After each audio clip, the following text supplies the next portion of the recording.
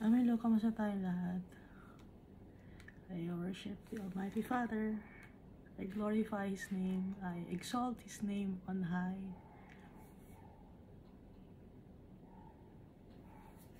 Because He is wonderful, He is amazing, He is full of knowledge and wisdom. He is powerful, He is mighty. And He is full of love for His children. Tayo, mga anak ni Almighty Father, we are His children. Mahal na mahal niya tayo. Because He created us. He is our real Father. And I praise Jesus Christ for His redeeming blood that was shed on the cross, so that we may be forgiven our sins.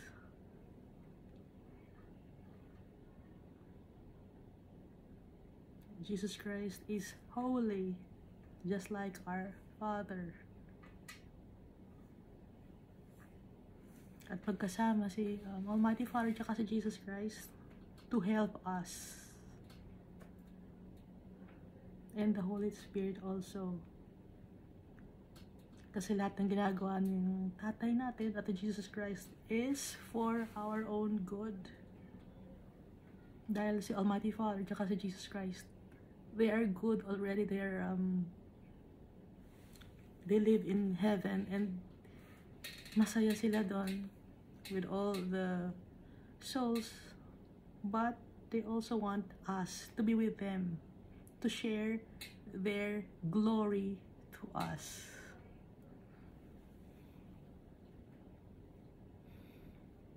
Time will come, no? Makakasama na natin yung tatay natin. And we just don't know when and how.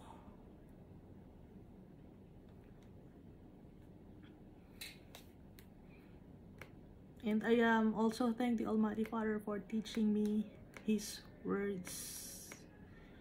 Every time na nagbabasa tayo ng Bible, hindi ko naiintindihan talaga. But our Father is teaching me on what it means every chapter. Sometimes, isang chapter, pag nagbasa na ako ng isang chapter na, tapos lipat na ako sa ibang chapter, titignan ko na, hindi ko na mababasa at hindi ko maintindihan. Ano ba? Tapos sabi ng Almighty Father, next time yan, tomorrow. Dito muna ikaw mag-focus. So, ang susunod kong sabi ng tatay ko, so nag-focus muna ako sa ibang chapter. And then, kinabukasan, example ngayon, Lord, hindi ko naintindihan kagabi to kahapon. Sige, magbasa ka na. Lord, ano ibig sabihin nito? Hindi ko talaga maintindihan. Tapos, ipapa-intindi sa akin ni Almighty Father. Kaya na-amaze ako kay Almighty Father. He is amazing. Yung mga salita ni Almighty Father, nagugulat ako. Kung kayo, I don't know if nagugulat kayo ako.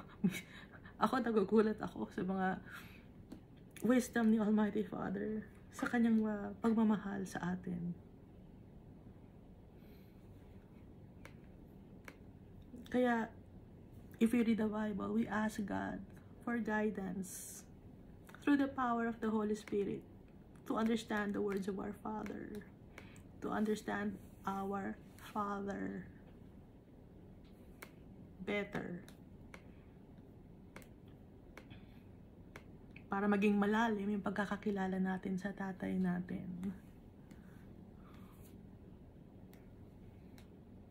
And we must thank Jesus for it, because He introduced us to our Father.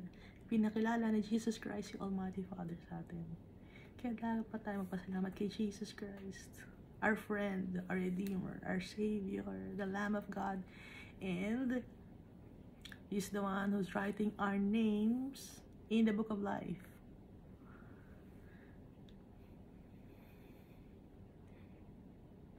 So, dapat magtiwala tayo kay Jesus Christ kasi siya nagsusulat ng names. And Jesus Christ also forgives sins, just like the Almighty Father. He's not a prophet. He is a God, just like the Almighty Father. Powerful. At shinare ni Almighty Father ang kanyang gloriousness kay Jesus Christ na nabasa natin, di ba? Sa book ni Zechariah or Ezekiel. Ezekiel? Hanapin ko na naman.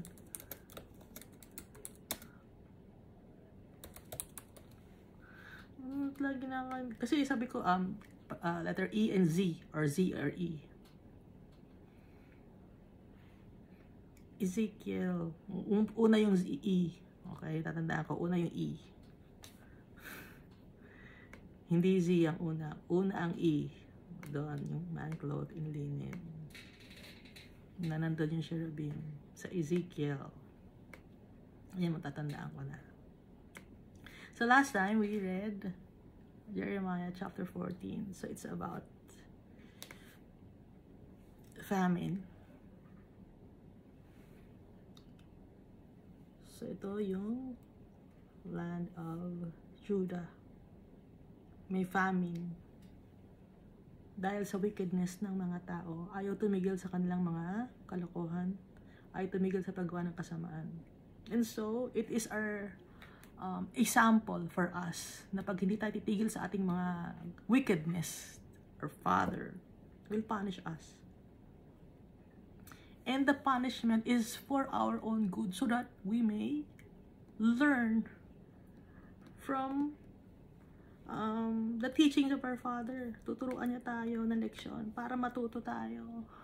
Kasi matitigas ang ulo natin. Lahat tayo matigas ang ulo. O, natuto na ako. Natuto na ako. Kailangan pang, sometimes, no, kailangan pa talaga maparusahan para maintindihan natin, para lumapit talaga tayo kay Almighty Father. I must admit, dahil nga matigas ang ulo ng tao. So dito, pinarusahan ni Almighty Father para maintindihan, and it is for our own good, para rin sa kabutihan to ng mga tao. Kaya sila pinapunish kasi tinatrato sila na tunay ng mga anak na pag nagkasala ka, dapat merong accountable ka at tatanggapin mo yung punishment para matuto ka, no? So ito ay punishment sa mga tao, yung famine. At ang famine, hindi nagkaroon ng tubig, hindi nagkaroon ng ulan.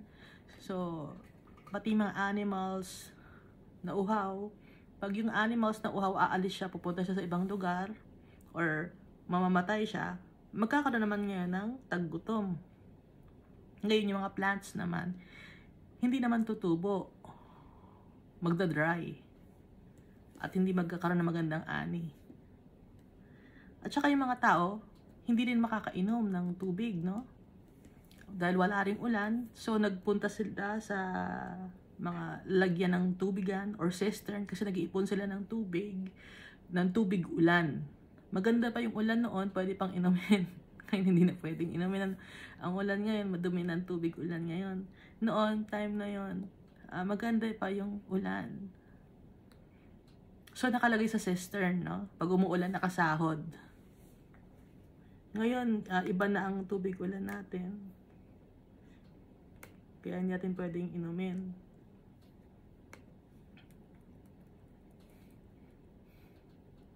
So, parami rin namatay ng mga tao dito. Animals, plants, pati tao. At yung land, nagbibitak-bitak sa sobrang dry. Nakakita naman siguro kayo ng land na dry, no? Na bitak-bitak na. Walang makuhang mga vegetation.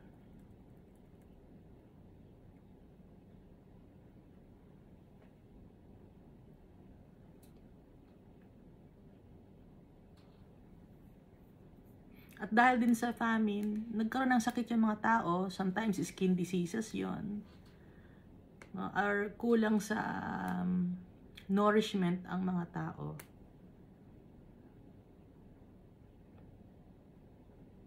Dahil walang pagkain, malnourished din yung mga tao. So it's a chain reaction, ano? Malaki ang nai-contribute pala ng tubig sa buhay natin. Kaya tubig lang ang alisin ni Almighty Father, marami nang apektado.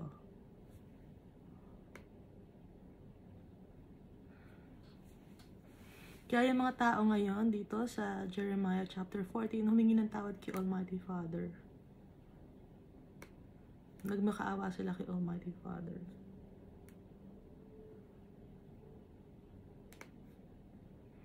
At merong mga false prophets dito na binabanggit na nag-prophesy na magiging maganda yung buhay nila. Pero ang sabi ni Almighty Father, yung mga prophets na yun, mga sinungaling yun. Ginagamit nila ang pangalan ko pero hindi ko sila pinadala. False vision ang sinabi nila sa inyo. Worthless.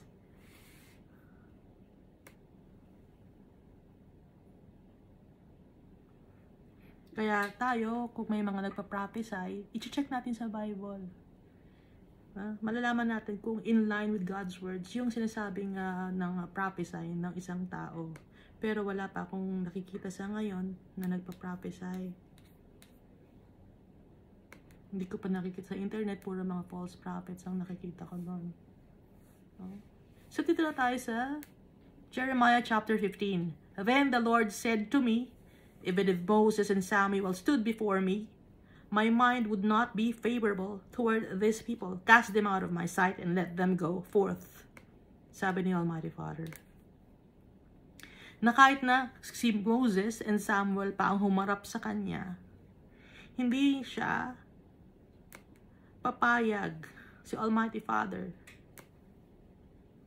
na mabigyan ng pabor ang mga tao.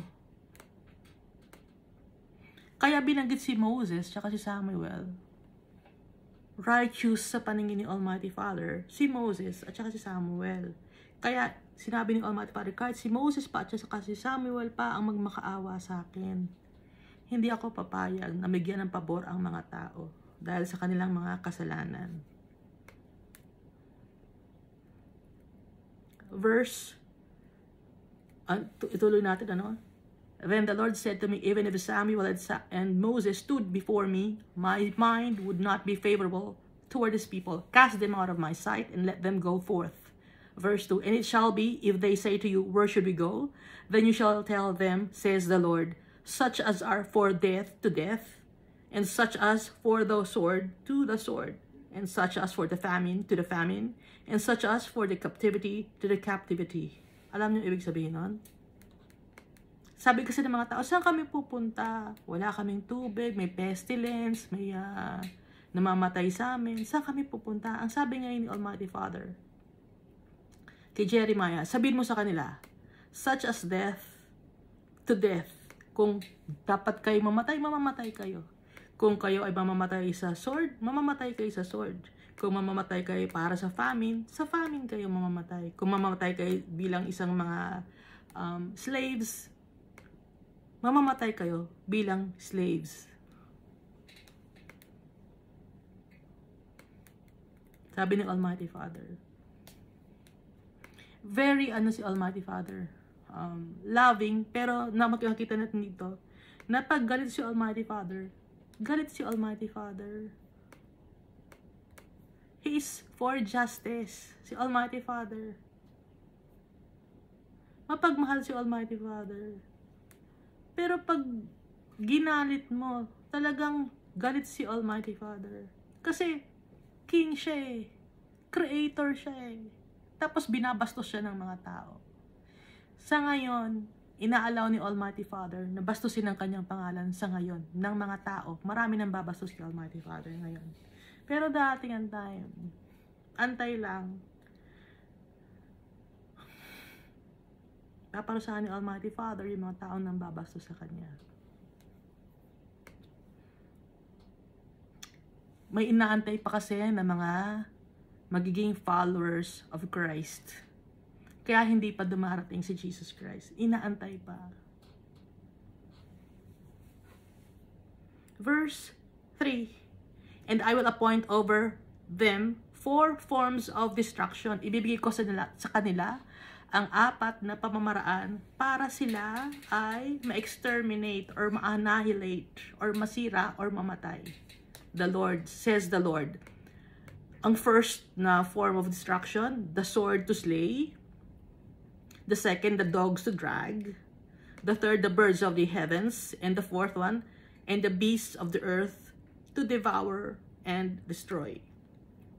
Ano yung sword to slay? Yung sword to slay, mga tao sa tao, papatayin ng tao ang kapwa-tao. Yung dogs to drag naman, Yung dogs symbolizes uncleanness. So, ito ay mga diseases. Mamamatay sa mga sakit. And the birds of the heavens. Ano tong birds of the heavens? Yung birds of the heavens, syempre galing sa heaven yun, sa clouds. So, mga calamities like lightning and thunder, yung climate, no? At yung beasts of the earth to devour and destroy, dahil naman sa mga hayop. Papatayin sila ng mga hayop. Kasi yung Israel, baka sabi niya, bakit magkakaroon ng bagyo sa Israel ba? Nagkakaroon. Yes. Nabasa ko, no? Na kahit na laging maaraw at mainit sa Israel, dumarating din sila sa yung mga winter months. Meron silang flash floods. Meron silang sudden downpour of water sa mga riverbeds nila, kaya nagkakaroon ng ng baha. Kasi sudden pour eh. So, yun ang birds of the heavens na sinasabi dito. Galing sa heaven na mga ways kung paano mamamatay ang mga tao. 4 na klase. Check nyo sa internet. No? Verse 4, I will hand them over to trouble to all kingdoms of the earth because of Manasseh, the son of Hezekiah, king of Judah, for what he did in Jerusalem. Si Manasseh, king of Judah to. Hindi to siya yung anak ni Joseph, no? Na si Ephraim and Manasseh. Ibang Manasseh ito. Kaya magiging mahirap ang buhay ng mga tao dahil kay Manasseh. Bakit? Ano ba ang ginawa ni Manasseh? Tingnan natin sa 2 Kings chapter 21. Basahin natin, Hindi naman pala isang chapter ito. Hanggang 17 lang. Chapter 21 verses 1 up to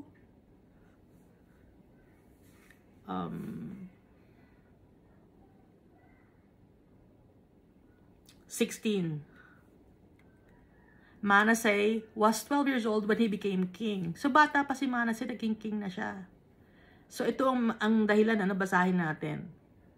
And he reigned 55 years in Jerusalem. So, 12 plus 55. Ilan yon? 67? Tama bang math ko? 55 plus 12. 67, no? His mother's name was Hephzibah, and he did evil in the sight of the Lord. So 12 years old pa lang, evil na siya. Nung maging king kasi siya, yun ang start ng kanyang pag-reign. According to the abominations of the nations whom the Lord had cast out before the children of Israel. For he rebuilt the high places which Hezekiah's father has destroyed. He raised up altars for Baal. So nag-worship sa mga idols at saka sa evil entity, and made a wooden image as Ahab king of Israel had done. So ginaya si King Ahab na gumawa ng wooden image. And he worshipped all the host of heaven. Ano ba yung all the host of heaven? Yung mga gods ng mga Assyrians. Tsaka yung mga sumasamba sa sun, sa moon, at saka sa stars. May ba kayong tao na sumasamba sa sun, sa moon, at sa stars? And served them. He also built altars in the house of the Lord, of which the Lord had said, in Jerusalem I will put my name. And he built altars for all the hosts of heaven in the 2 courts of the house of the Lord. So, dun sa temple ni Almighty Father, sa altar ni Almighty Father, naglagay siya ng altar din ng mga sun god, moon god, stars. Si Astaroth, si Ishtar, naglagay siya doon. Ayaw talaga ni Almighty Father ng idolatry. He detests it. It's an abomination. Kasi ipinapantay mo yung mga wooden image, yung mga bagay na mga madudumi kay Almighty Father. Kaya nagagalit si Almighty Father. Kung ikaw kaya, no, ipares natin sa tao. Halimbawa, may isang tao na ipinapares sa'yo, na ikaw daw yun. Pero kung titignan mo, hindi naman ako yun. Nakaka-insulto ba to? Bakit masama, kino-compare mo ako sa masama? Yan ba ang counterpart ko? Masama. Yung ganon. So, ikaw, alam mo na tama ang ginagawa mo, tapos binibigay sa'yo na counterpart ay galing sa kasamaan. So, kung ikaw mismo, maiinis ka, di ba? Ano ka? Yung ma-annoy ka, yung magagalit ka din talaga. Kaya, ganun ang naramdaman ni Almighty Father. Bakit mo ko ipinapartner dyan or inile-level mo ko sa ganyang mga bagay? Sa ganyan na mga kadumihan? Kaya galit si Almighty Father. Also, He made His Son pass through the fire, practiced soothsaying. Yung Son, He made His Son pass through the fire. Sinunog niya.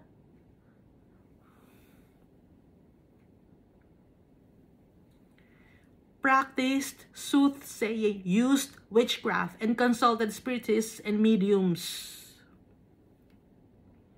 Nakikipag-usap sa mga patay.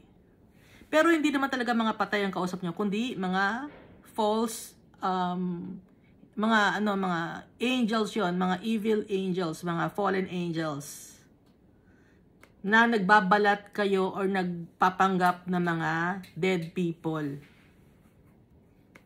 Kasi pag ang tao dead na, nandun na siya, yung soul niya, nandun na sa impyerno. Hindi na yan makakapagsalita, no? Na kakausapin ka pa. Or kung nasa heaven man yung soul, hindi na rin ikaw kakausapin nun. So, sino yung nakikipag-usap sa mga spiritists at saka sa mga mediums? Mga fallen angels to, na mga galamay ni Satan. Lahat. Practiced soothsaying. Used witchcraft. Yung witchcraft, hindi lang yun yung naghahalo ka ng mga, ng mga dahon-dahon. Nagke-create ka ng bago. Ganon yung, alchemist, or chemist. Nagke-create ng bagong bagay from another bagay to another bagay. Ano bang tato? From one thing na ganun dati ang itsura niya, ngayon nakakapag-create siya. From that thing, nakakapag-create siya ng bago. That's witchcraft. Or example, no, yung cryogenic, that's witchcraft. Hindi lang sinasabi na witchcraft yon, pero yung process, yung procedure, witchcraft yon, hindi lang inaamin ng mga tao. Dahil naka-lab gown kami, graduate kami ng mga mataas na school, university, kaya hindi yan witchcraft. Pero ang totoo, that's witchcraft.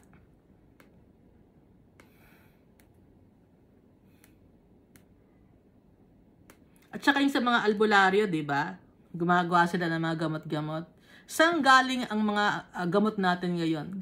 Galing sa albularyo. Alam niyo yun ba? Hindi niya ba alam yun? Ngayon, ang ginagawa na, they vilified the albularios. Pero doon din galing yung mga gamot na ginagamit nila ng mga pharmacist. Pharmakia, sorcery. Alam na niya na yun, no? Kaya, ulitin ko yung mga binibigay na gamot sa inyo nung dati, nung meron kayong mga takot kayo 3 years ago. Sorcery yun. Ibinigay sa inyong gamot. It's poison. And also, yung mga food ngayon na nasa market, may mga kung ano-anong mga components. Example, no, yung carmine na food coloring. Hindi, gusto i-add ko lang sa yung carmine na food coloring. Yung color na yon, kulay red yon. Okay, parang lipstick yan, kulay red. Yung nagpapakulay sa pagkain ng kulay red, nagpapakulay sa lipstick ng kulay red, it's carmine. Ito ay galing sa insekto na poisonous, dinurog, prinases, para makapagpagawa ng red color. Galing sa insect. So that's witchcraft, sorcery. Kahit sa mga paintings, yun ang ginagamit pag may red, carmine din yun, i-check nyo. Ano yun? Insect yun. Kung Halimbawa, may sombrero na patusok, tapos may dadalang insect, magdidikdik ng insect. Ang tawag niya, di ba, mangkukulam? Ganon din yan, ha? Kaso nga lang, ang mga witchcraft ngayon, naka-lab gown na. Ang mga witch ngayon, naka-lab gown. And consulted spiritists, mediums, ito yung mga fallen angels. He did much evil in the sight of the Lord to provoke him to anger. Sobrang daming mga wickedness na ginawa ni Manasseh. At dahil sobrang dami ng wickedness na ginawa niya, may mga nahawa sa kanya at natuto sa kanya ng mga kadumihan. He even set a carved image of Asherah, a Canaanite goddess, that he had made in the house of the Lord. Gumawa pa siya ng Asherah, image ng babae, para sambahin, of which the Lord had said to David and to Solomon his son, in this house and in Jerusalem which I have chosen out of all the tribes of Israel, I'll put my name forever. Dun sa temple pa ni Almighty Father inilagay. So ibinilang sa na ka-level ni Almighty Father, kaya galit si Almighty Father. And I will not make the feet of Israel wander anymore from the land which I gave their fathers, only if they are careful to do according to all that I have commanded them, and according to all the law that my servant Moses commanded them. But they paid no attention, and Manasseh seduced them to do more evil than the nations whom the Lord had destroyed before the children of Israel. So, si Manasseh, iningganyo yung mga tao gumawa ng kadumihan, gumawa ng mga pagsamba sa mga carved images.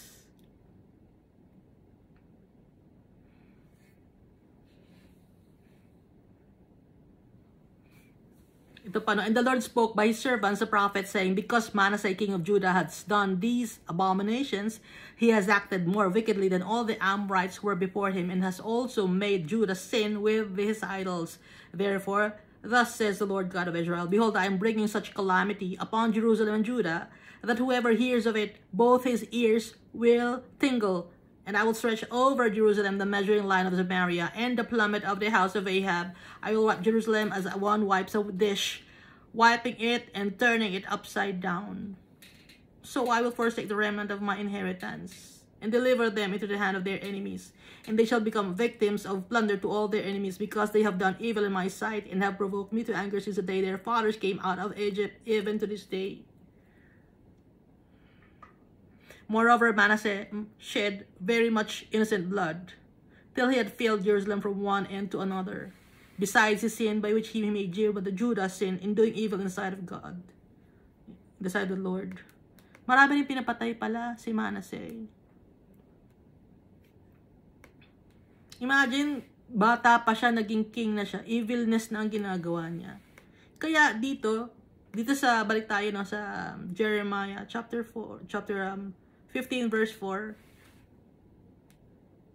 ginaya nila or yung itinuro sa kanila ni Manasseh na na acquire nila ng mga tao, yung pagsamba kay Asherah, gumawa ng kadumihan.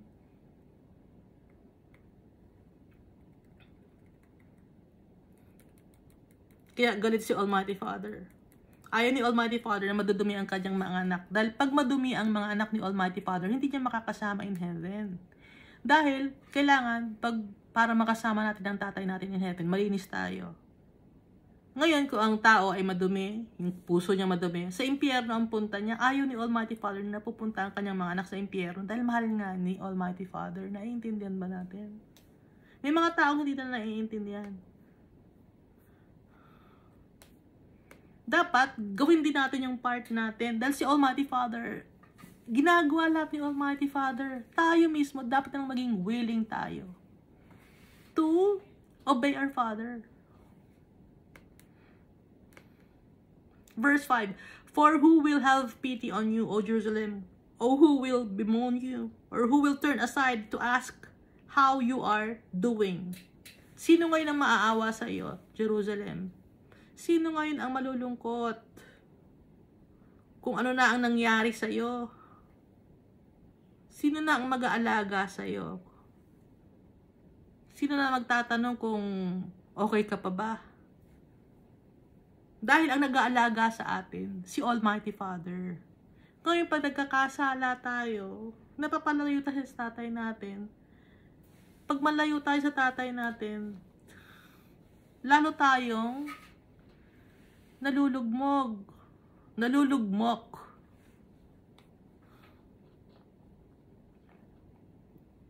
Sa kasalanan.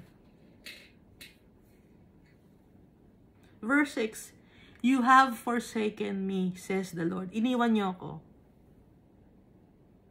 You rebelled against me. Yun ang sabi ni Almighty Father. Iniwan siya. Gumawa ng kadumihan. You have gone backward. Bumalik kayo sa dati niyong gawi. Ano ang dati nilang gawi? Dating gawin ng kadumihan. "Therefore, I will stretch out my hand against you and destroy you." Kaya ang gagawin ko ngayon sa inyo, papatayin ko kayo. Sisirain ko kayo. Dahil matitigas ang ulo ninyo. At pag hindi ni Almighty Father sinira yung mga tao na wicked, lalong maghahawa-hawa ang mga tao. Kaya, ginawa rin ni Almighty Father na 120 years na lang ang maximum age ng tao na ilalagay niya sa mundo. Kasi nga, nakita ni Almighty Father na sobrang wicked ang tao. Pag humaba pa sa 120, maging 150, 200, 500, yung kasalanan ng tao, dadami ng dadami. Kailangan matuto ng matuto dahil kaya nilagyan ng Almighty Father ng limit ang age ng tao. Dahil hindi natututo eh. Tumanda na ng paurong. "Therefore, I will stretch out my hand against you and destroy you. I am weary of relenting." Pagod na ako, sabi ni Almighty Father. Tired and weary of relenting. Pinagbibigyan ko na kayo. Napapagod na akong magbigay sa inyo. Pinagbibigyan ko na kayo sa mga gawa niyo ng kalokohan. Hindi ko na kayo pinapansin, pero sobra na ang ginagawa ninyo. Kung nung time na to, sobra na ang ginagawa ng mga tao. Mas lalo na ngayon. Magpasalamat tayo, nandito na si Jesus Christ. Kaya tayo napapatawad sa ating mga kasalanan.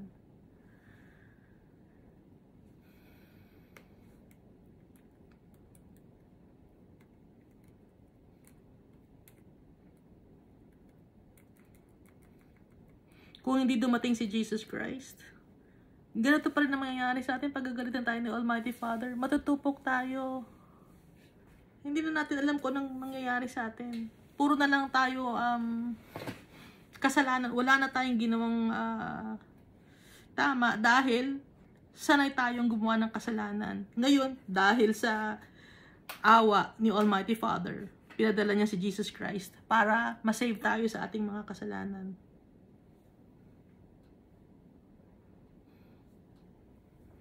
At si Jesus Christ na yung bumuhat ng mga kasalanan natin. At darating ang time for judgment na si Jesus Christ ang magja-judge sa atin. At kung nakasulat ba ang name natin sa kanyang book. Verse 8, "Their widows will be increased to be more than the sand of the seas. I will bring against them, against the mother of the young men, a plunder at noonday. I will cause anguish and terror to fall on them suddenly." So yung mga tao, dadami ang mga widows. Ibig sabihin yung mga married people, mawawalan sila ng mga asawa. They will lose their partners. And pain and sorrow will come unexpectedly. So, bawat isang pamilya, mawawalan sila ng pamilya, ng part ng family or member ng family. Bawat pamilya nakaka-experience ng loss. Any status, mayaman man o mahirap sa kanilang buhay dito sa mundo. Verse 9, "She languishes who has borne 7. She has breathed her last. Her son has gone down while it was day yet. She has been ashamed and confounded, and the remnant of them I will deliver to the sword before their enemies. Sino yung she? Sino yung her? It's the nation.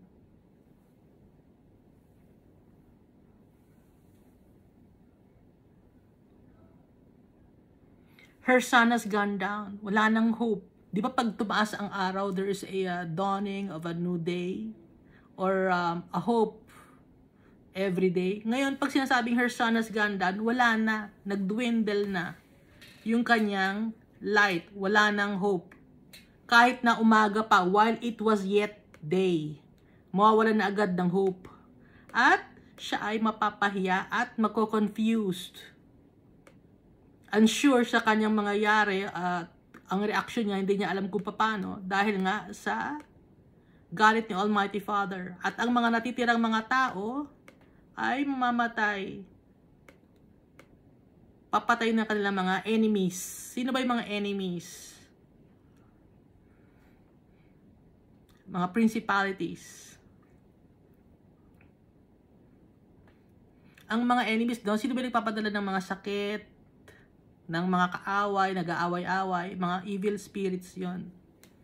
Not necessarily kapwa-tao, pero may mga tao din na pumapatay ng tao. So, kontrolado rin yun ng mga evil spirits. Inaalaw ni Almighty Father. Because of the people's wickedness. Ngayon, si Jeremiah, siya ang nagsasabi sa mga tao na yung may famine, may pestilence sa darating, no? Si Jeremiah yung nakaharap sa mga tao. Kasi hindi nga nakakausap ng mga tao si Almighty Father, si Jeremiah lang. Kaya si Jeremiah yung spokesperson ni Almighty Father, siya yung prophet. At nabasa natin dito sa Jeremiah chapter 1.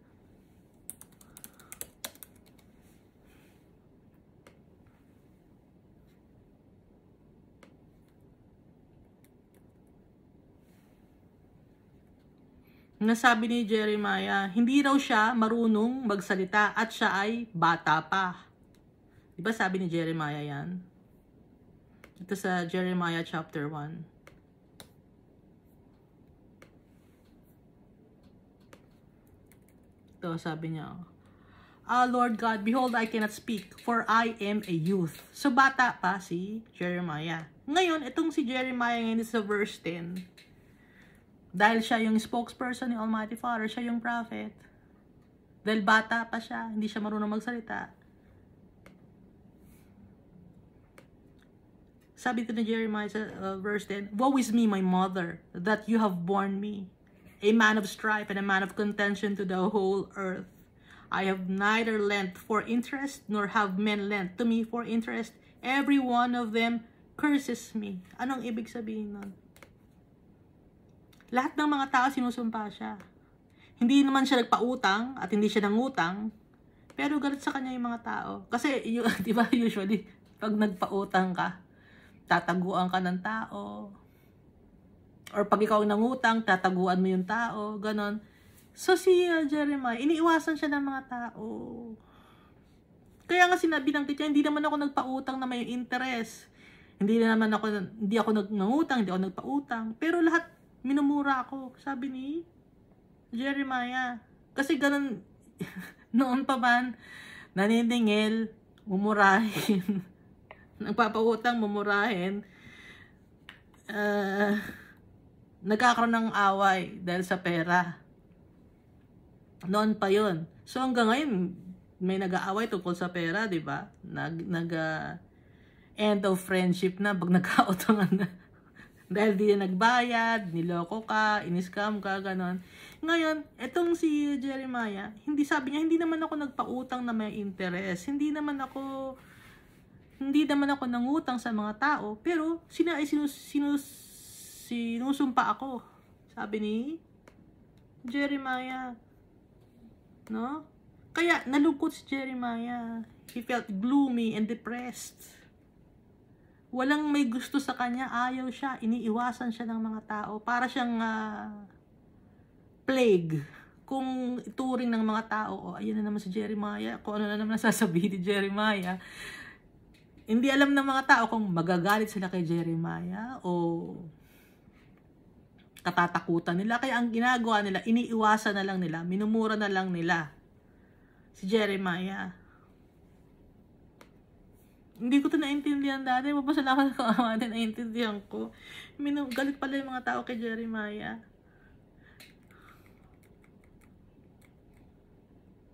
Kasi si Jeremiah, nagsasabi ng totoo. Inire-relay lang ni Jeremiah yung gusto ni Almighty Father ipasabi sa mga tao. Ngayon, yung mga tao, ang ginawa nilang pinepersonal nila, si Jeremiah. Verse 11, the Lord said, surely it will be well with your remnant. Surely I will cause the enemy to intercede with you in the time of adversity, and in the time of adversity, and in the time of affliction. So, inassured ni Almighty Father, si Jeremiah na walang mangyayari sa kanyang masama.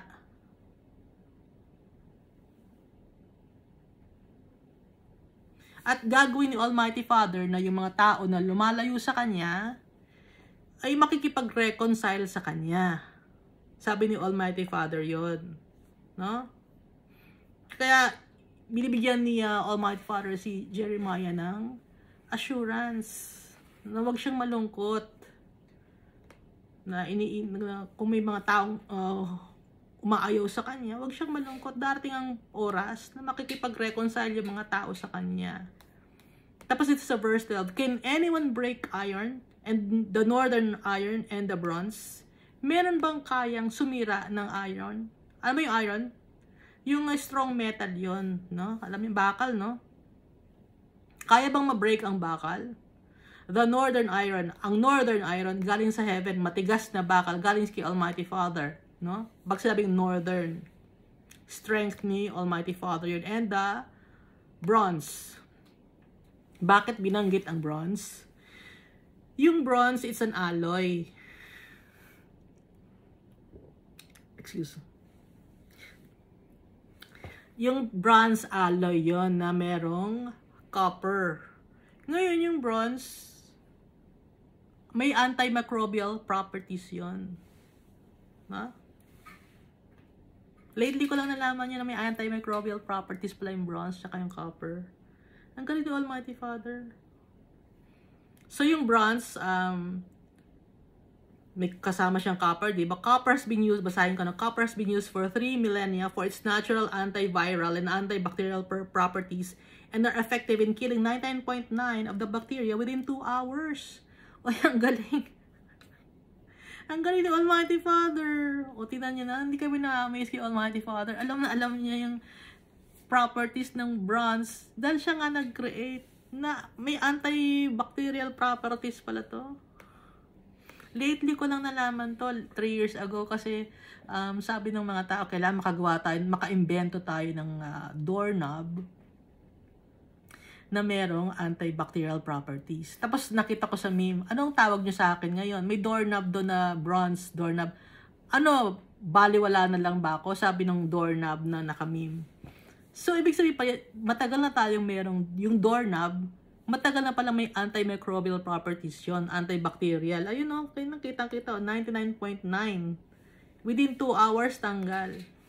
Kaya pala ang bronze or ang copper, pag hinawakan mo, di ba, nagkakaroon ng reaction yung pawis ng tao at saka yung bronze kasi nga, yung bacteria nagre-react. Yung pala yun. O, ngayon, alam na natin. Kaya ang galing-galing ni Almighty Father. Kaya na-amaze ako sa kanya, kay Almighty Father. Ang galing-galing ng tatay ko. Hindi ako marunong nito. Tingnan nyo. Kaya, may antimicrobial na, strong pa. Sabi ni Almighty Father, walang makakasira sa iron. Ha? Matigas yon. Northern iron, galing kay Almighty Father, strong yon. At antibacterial, malinis, hindi madudumihan. Sa verse 13, your wealth and your treasures I will give as plunder without price, because of all your sins throughout your territories. Kasi, nagkasala si Jeremiah, nawala kasi siya ng faith kay Almighty Father. No? Yung nagsabi siya kay Almighty Father na kawawa naman ako. iniiwan ako ng mga tao. Parang, nagreklamo siya kay Almighty Father. Kasi nga, maintindihan natin si Jeremiah, naintindihan din siya ni Almighty Father, bata pa nga siya. Dahil youth nga siya, di ba, binanggit sa Jeremiah chapter 1. Kaya ang gagawin ngayon ni Almighty Father, yung kayamanan, yung treasure, I will give us plunder without price. So, ibibigay niya yung blessings na dapat kay Jeremiah sa ibang mga tao. And I will cause, or I will make you cross over with your enemies into a land which you do not know, for a fire is kindled in my anger, which shall burn upon you. Nagalit si Almighty Father kay Jeremiah. Dahil nawala nga siya ng faith kay Almighty Father. Natakot siya. Inisip pa niya yung sasabihin ng mga ibang tao kaysa sasabihin ni Almighty Father. Inisip pa niya yung feelings niya, yung kalagayan niya, na iniiwasan siya ng mga tao, kaysa isipin niya si Almighty Father. Naiintindihan ninyo? Kaya tayo dapat, kung mag-share tayo ng Word of God, huwag natin isipin ang sarili natin. Isipin natin yung naramdaman ni Almighty Father. Dahil tayo, baliwala naman tayo. At iingatan tayo ni Almighty Father. Magkaroon tayo ng faith sa Kanya. Kung ginagawa natin ang gusto ni Almighty Father, protected tayo ni Almighty Father. Walang dahilan para maging malungkot tayo. Dito kasi si Jeremiah, nalungkot siya. Nawalan siya ng faith kay Almighty Father. Kinagalit si Almighty Father. Sabi ni Almighty Father, I will make you cross over with your enemies. So, mag-serve siya sa foreign land, sa mga wicked people. Kasi nagalit na siya, si Almighty Father kay Jeremiah. Wala siyang tiwala kay Almighty Father. For a fire is kindled in my anger, which shall burn upon you. Di ba nga, may sinabi na si Almighty Father sa Jeremiah chapter 2, no? Na magagalit siya kay Jeremiah kung hindi niya sasabihin sa mga tao ang pinapasabi niya. Sa kanya magagalit si Almighty Father. Kaya, ito nga, totoo nga, yung kung anong sinabi kasi ni Almighty Father, yun ang gagawin niya. Kung anong sinabi, hindi si Almighty Father nananakot. No? Dahil, pag nagsalita siya, totoo yun. Walang pananakot yun, kundi yun ang totoo. Pag nagsabi si Almighty Father na hindi pwede, hindi pwede. Pag nagbigay siya ng warning yon. May isang salita si Almighty Father. Kaya dapat magkaroon tayo ng takot sa tatay natin. At yung kapalit naman nun, pag may takot tayo sa tatay natin, i-bless naman niya tayo, mamahalin niya tayo, iingatan niya tayo. Anak niya tayo kasi. Hindi niya tayo matitiis. Pero huwag natin abusuhin dahil yung tatay natin, dapat natin irespeto. Verse 15. O Lord, you know, remember me and visit me and take vengeance for me on my persecutors. Sabi ni Jeremiah.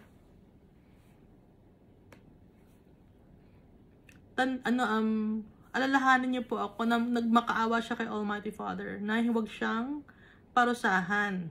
Instead, avenge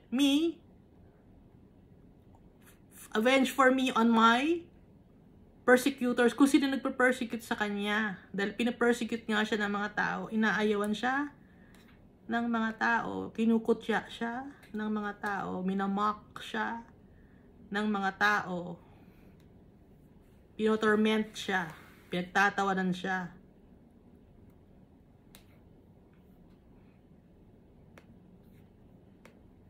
Iniiwasan siya. In your enduring patience, do not take me away. Dagdag pa ni Jeremiah. Na patient ka, Almighty Father. Huwag mo kong ilayo. Huwag mo kong paalisin.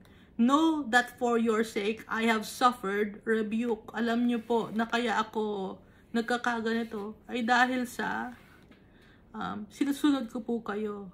Sabi ni Jeremiah. Nagmakaawa siya.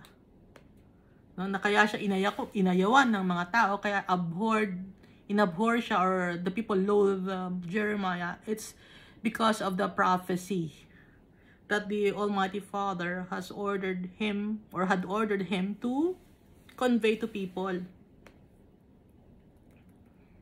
Verse 16. Your words were found and I ate them. Sabi ni Jeremiah, tinanggap ko po yung words nyo, inilagay ko sa puso ko.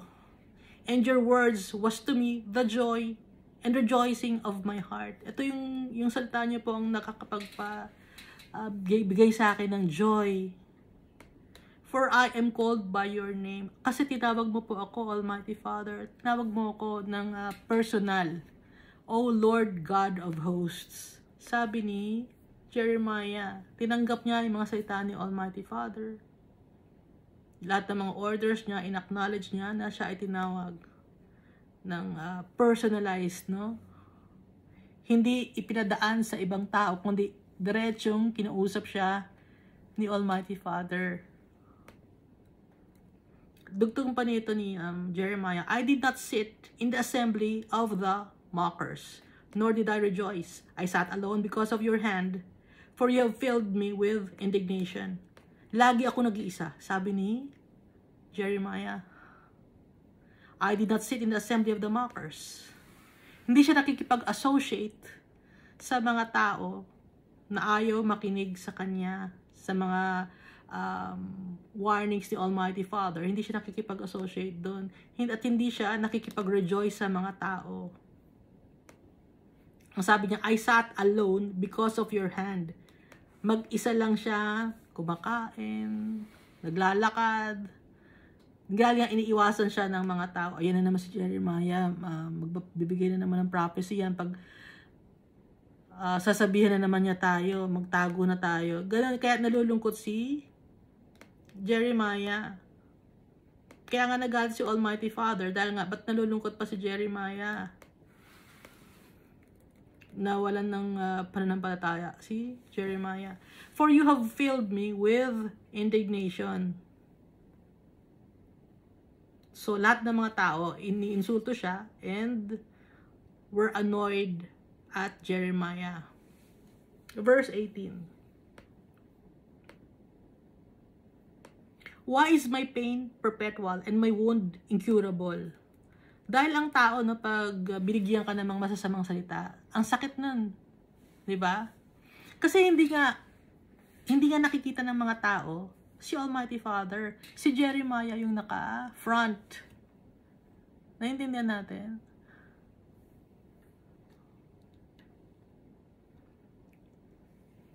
Si Jeremiah ang kausap ni Almighty Father.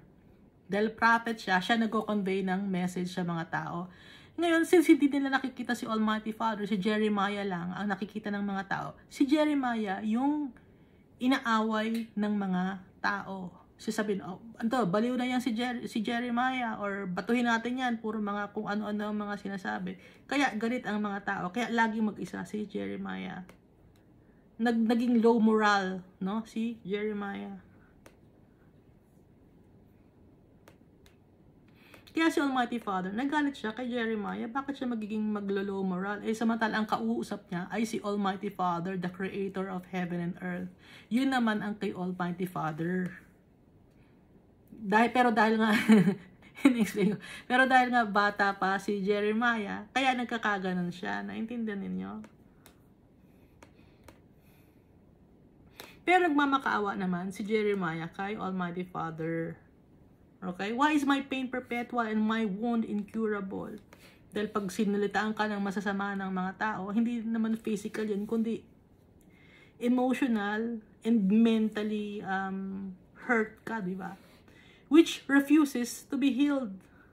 Yung pag binura ka ng mga tao, pag inalipusta ka ng mga tao, pag pinapersecute ka ng mga tao, yung naramdaman nyo na ba yun? Yung paulit-ulit na naalala mo, yung pain, yung suffering.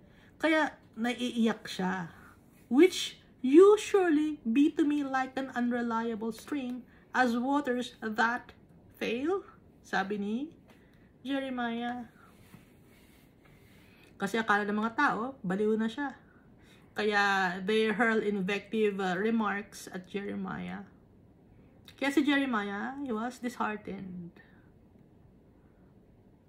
And he wants assurance from the Almighty Father that He will truly help him and heal him.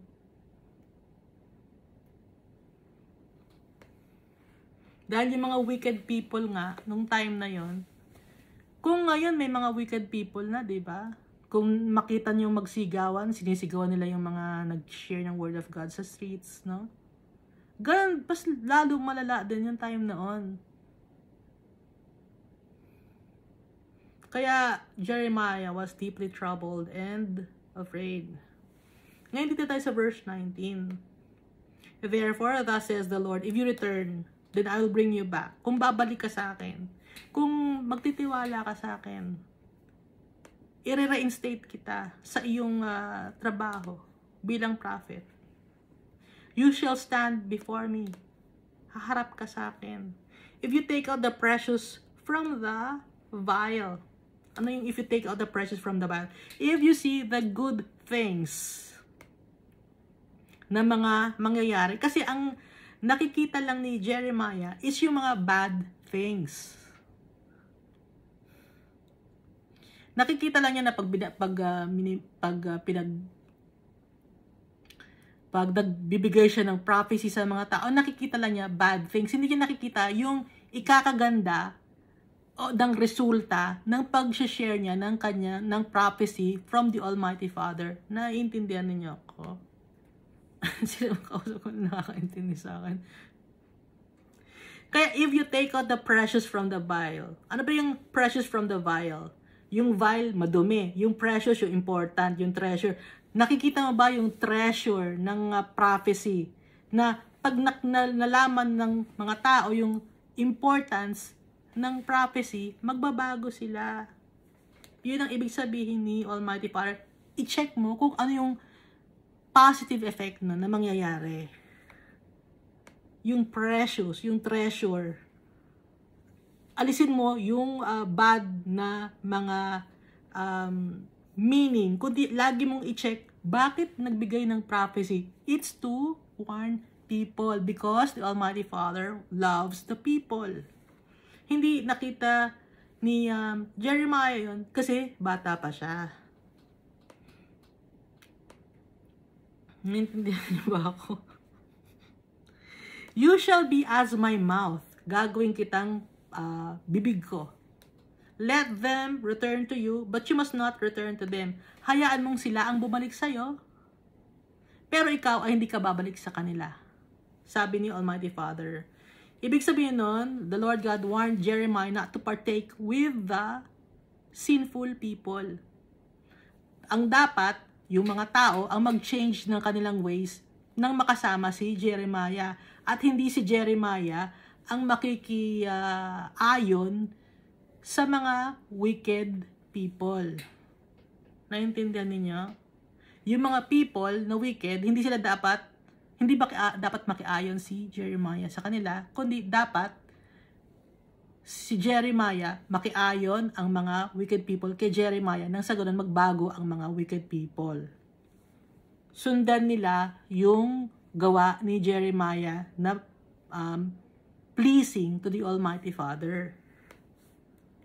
Naiintindihan ba ako? O di ba ang hirap? Tinuturuan ako ni Almighty Father, hindi ko talaga maintindihan to eh. Ito yung pala yung ibig sabihin. Dito sa verse 20, and I will make you to these people a fortified. At pag nangyari yon, magiging protected ka. Hindi kita pababayaan. Fortified.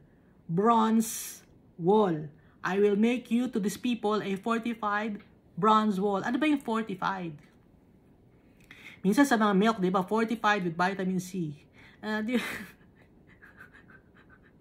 Yung mga vitamins fortified with added ingredients.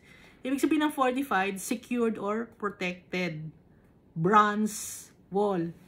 Binanggit na naman yung bronze wall, ibig sabihin, matibay at hindi madumi, malinis. no? Bronze wall, malinis. Clean. Hindi nadudumihan. May sariling antimicrobial chemical reaction pag may dumapo sa kanya na kadumihan. Kaya yun ang sabi ni Almighty Father kay Jeremiah. Magiging matibay ka, magiging strong ka, courageous ka, at walang makakapag-crush sa'yo or pulverize sa'yo. At magiging malinis ka na pader. And they will fight against you. Oo, makikipag-away sila sa inyo, pero, sabi ni Almighty Father, but they shall not prevail against you. Makikipag-away sila sa iyo, pero hindi sila mananalo sa iyo. For I am with you to save you and deliver you, says the Lord. Dahil ako ay nasa sa iyo at isi-save kita, i-guide kita, at i-deliver kita sa iyong mga detractors. Hindi kita pababayaan, proprotektahan kita. Sabi ni Almighty Father. Matindi pa to si Almighty Father, yung tatay natin sa insurance. Yung insurance, ano lang yan, loko-lokohan lang yan. Pero itong si Almighty Father, ito yung totoo, walang kapalit na hinihingi. Good investment, si Almighty Father. Yung tatay natin, napakabait. Verse 21, I will deliver you from the hand of the wicked. So the Lord God will untangle Jeremiah from the power or from the clutches of the evil people. And I will redeem you from the grip of the terrible. So ang gagawin ni Almighty Father, i-rescue niya si Jeremiah from the hand of the abominable or nasty or wicked people or those who do evil deeds. Assured na ni-reassure ni Almighty Father si Jeremiah, napaprotektahan niya kasi nga ulitin natin na si Almighty Father pinarusahan niya yung mga tao. Tapos yung mga tao naman nagalit kay Jeremiah dahil si Jeremiah nagbibigay ng mga prophecy. Pinersecute nila si Jeremiah. Tapos si Jeremiah naman nalugmok, nalungkot, na-depressed dahil nga pinapersecute siya ng mga tao.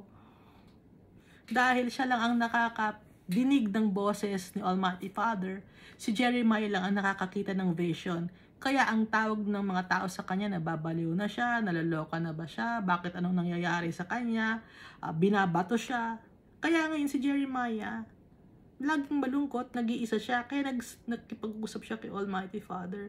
Si Almighty Father naman, naramdaman niya na nawawala ng faith sa kanya, si Jeremiah. At paparusahan niya si Jeremiah, pero nagmakaawa si Jeremiah. At dahil sa nagmakaawa si Jeremiah, humingi siya ng forgiveness from the Almighty Father. Ang ginawa ni Almighty Father, ni-reassure niya si Jeremiah. Napakabait ni Almighty Father, nakikita ninyo?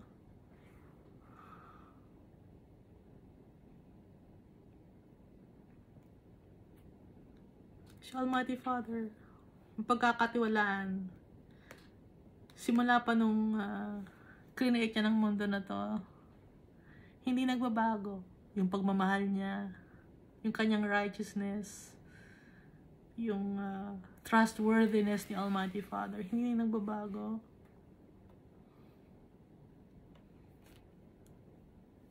Napakamakasalanan natin. Tayo ang pabago-bago. Pero yung tatay natin, malinis pa din. Lagi pa rin nakaantay at nagbabantay sa atin. Very patient. At ipinadala na si Jesus Christ para hindi na tayo mahirapan. Lahat na ipinadala na ni Almighty Father to help us para makasama niya tayo. And ang inaantay na lang yung decision natin. Yung decision natin, tayo ang inaantay ni Almighty Father. Dahil para kay Almighty Father, tapos na yung mundo na to. Huwag tayong magsasawa magbasa ng Bible. Nung nakikilala natin si Almighty Father, napakabait. At nakikita natin yung mga prophets, para rin tayo. Okay? Dahil tao din sila na kagaya natin, yung mga prophets. No? Flames of fire din si Jeremiah, si Isaiah. Magkakaedad tayo, yung soul natin, magkakaedad. Kahit si Adam and Eve, kasi yung soul, magkakaedad. Dahil isang beses lang tayo ginawa ni Almighty Father. At walang reincarnation. Ha? Walang reincarnation. So, pag tayo ay kinuha na yung, kung yung katawan natin napunta na sa, naging alikabok na, nasira na yung katawan natin, yung soul natin, babalik kay Almighty Father. At kung wicked ka, hindi ka nagtitiwala kay Almighty Father, ang soul mo mapupunta sa Hades. Yun ang second death. Pero kung ang soul natin ay pupunta kay Almighty Father, walang second death. Okay? Si Jesus, nagkaroon siya ng first death. And then He resurrected. And so, we will resurrect like Jesus Christ. But it is not reincarnation. Reincarnation kasi isa nire-recycle yung kaluluwa na pag may pinanganak na tao, ay yan yung dating sundalo ka, ngayon baby ka na ngayon, ano ba yung ganon yung reincarnation. Or ay, naku, wag mong gagalawin yung mga ipis, baka yan yung mga ninuno natin. Hindi ganon. Dahil tayo, importante tayo kay Almighty Father. We were created in His image and likeness. So, bakit magiging isang ipis ka? Doon pa lang makikita mo na yung kasinungalingan ni Satan. Okay? So, walang reincarnation.